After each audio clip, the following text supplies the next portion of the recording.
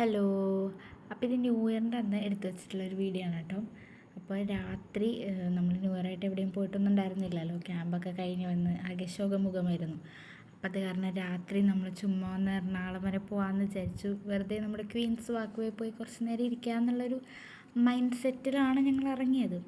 പക്ഷേ ഉണ്ടടാ, അവിടെ ഞാനാണെങ്കിൽ വണ്ടി കയറിയപ്പോൾ തുടങ്ങി ഉറങ്ങലായിരുന്നു. കാരണം എനിക്ക് നല്ല ഉറക്കക്ഷീണം ഉണ്ടായിരുന്നു കേട്ടോ. അപ്പം നിങ്ങൾ വിചാരിക്കും പിന്നെ ഈ വീഡിയോസൊക്കെ ആരാ എടുക്കണേന്ന്. അത് ഞാൻ കാണിച്ചു തരാം കേട്ടോ. എന്തായാലും എറണാകുളത്ത് നല്ല തിരക്കായിരുന്നു കേട്ടോ. അത്യാവശ്യം നല്ല റഷായിരുന്നു എന്ന് തന്നെ ഞാൻ പറയും.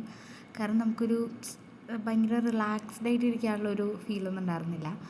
പിന്നെ ഈ വീഡിയോ ഇടാൻ വളരെ ലേറ്റായെന്നറിയാം. പള്ളിപ്പെരുന്നാളൊക്കെ ആയിട്ട് കുറച്ച് ബിസി ആയിരുന്നു കേട്ടോ. അതായിരുന്നു കേട്ടോ ഇത്ര ലേറ്റായത്.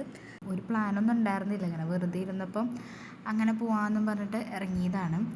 അപ്പം ഞാൻ എന്തായാലും അടിപൊളി ഒരു ഉറക്കമൊക്കെ കഴിഞ്ഞ് അങ്ങോട്ട് എഴുന്നേറ്റപ്പോഴത്തേക്കും സ്ഥലം എത്തിയിട്ടുണ്ട്. അങ്ങനെ പിന്നെ വണ്ടി പാർക്ക് ചെയ്യാനൊന്നും സ്ഥലം ഉണ്ടായിരുന്നില്ല. കുറേ നേരം നമ്മൾ അങ്ങോട്ടും ഇങ്ങോട്ടൊക്കെ ചുറ്റിക്കറങ്ങിയിട്ടാണ് വണ്ടി പാർക്ക് ചെയ്യാൻ പറ്റിയത്. അങ്ങനെ കണ്ടില്ലേ, നല്ല തിരക്കുണ്ടായിരുന്നു കേട്ടോ. അപ്പോൾ വെറുതെ ഇങ്ങനെ അങ്ങോട്ടും ഇങ്ങോട്ടും അറ്റം വരെ നടക്കാം, കുറച്ച് കാറ്റ് കൊള്ളാം. പിന്നെ ഈ ഒരു 10:30 വെറുതെ വീട്ടിലിരുന്നിട്ട് ഇവിടെ വന്ന് നിന്ന് കോട്ടുവായിട്ട് പോകാനായിട്ട് അത് വേറൊരു വൈബാണല്ലോ. എല്ലാവർക്കും ഉറക്കം വരുന്നുണ്ടായിരുന്നു കേട്ടോ. എല്ലാവരും ഇങ്ങനെ കോട്ടുവായി കിട്ടിക്കണേ.